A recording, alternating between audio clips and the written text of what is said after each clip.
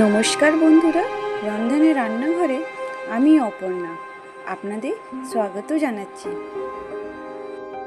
আজকে আমি আপনাদের জন্য নিয়ে এসেছি শসা দিয়ে দই দিয়ে শসার রায়তা। শসা দিয়ে রায়তা বানাবার জন্য আমি এখানে একটা বড় সাইজের শসা নিয়েছি আর শসাটাকে আমি খোলা ছাড়িয়ে নিয়েছি। শসাটাকে গ্রেটারের সাহায্যে আমি গ্রেট করে নিলাম।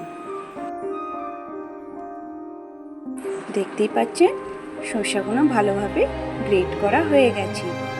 এবার এই গ্রেট করা শসার মধ্যেই দিয়ে দেবো টক দই। এখানে আমি নিয়ে নিচ্ছি 200 গ্রাম টক দই। আর এবার দইটাকে আমি ভালোভাবে চামচের সাহায্যে ফেটিয়ে নেব। শসাটা যতক্ষণ ফেটাচ্ছি ততক্ষণ আমি একটা কথা বলতে চাই। আমার চ্যানেলে এইরকমই নতুন নতুন রেসিপি পেতে চাইলে আমার চ্যানেলটাকে সাবস্ক্রাইব করে দেবে, ভালো লাগলে লাইক দেবেন। আর চ্যানেলটি আপনার রেসিপিগুলো কেমন লাগছে প্লিজ কমেন্ট করে জানাবেন।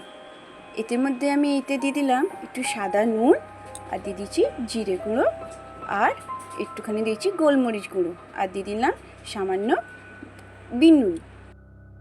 আর এইগুলো সব দিয়ে এগুলো একটু মিক্স করে নেওয়ার পর তারপর আমি দিয়ে দিচ্ছি জল।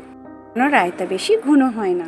এবার একটা হাতাতে একটুখানি সর্ষের তেল, জিরে আর 1 চিমটি হিং একটু গরম করে নিলাম।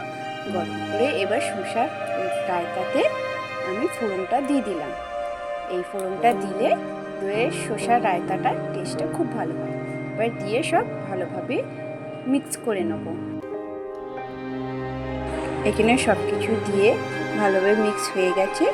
আমার দই দিয়ে শসার রায়তা রেডি। আপনাদের অসংখ্য ধন্যবাদ আমার এই ভিডিওটা পুরো দেখার জন্য।